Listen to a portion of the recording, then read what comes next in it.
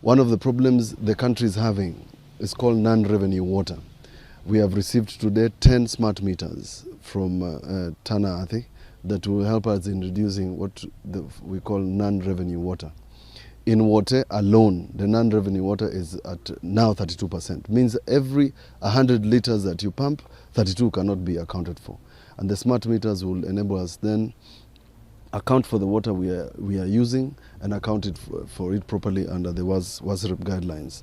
Generally and overally, we have told them and they have told us that the sewerage for water is part of parcel of what they are discussing. It is important because the houses that have been constructed here, we have told them we don't want the waste disposed into the river, and they are part of it. And then I have explained that the combination of reviving Thwake, making sure it is complete, the infrastructure that will be done in water, we will be the first beneficiary. We are treating this water behind me. We have a solar farm, and then pumping all this water to Makueni town, water town specifically, in Makueni High School. That's where the reservoir tanks are, and then supply to the entire town.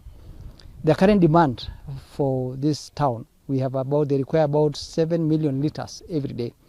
Currently, the programs that we are running will only be able to increase to about 3 million liters a day. Leo tuko na furaha sana, tumepata maji.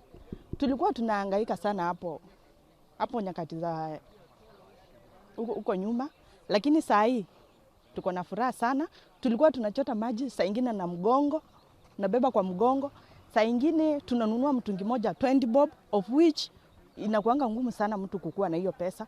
Hii maji tumehangaika na maji kwa muda mrefu sana. Na tangu hiyo miaka yote hatujawahi kusaidika na maji, mpaka wa leo tumeona maji. Nimejaribu kuweka maji, nalipa mita, sipati maji. Miaka na miaka mpaka naenda kwa account na waambia wafunge maji yangu, sipatangi maji. Tuna furaha sana tumepata maji. Tumekuwa na changamoto sana ya maji. Tumekuwa tunapitia changamoto pale kuingia kwa mto pale kuchota maji. Ng'ombe wanaumia pale, saa zingine hata mimi kama mwenye niko nayo au ng'ombe, hata mimi naweza kuumia niking'ang'ana kuvuka ule mto uko pale. Lakini kwa leo tunaweza kushukuru serikali sababu imetukumbuka, tumepata maji na tunaona ni maji ya kutosha.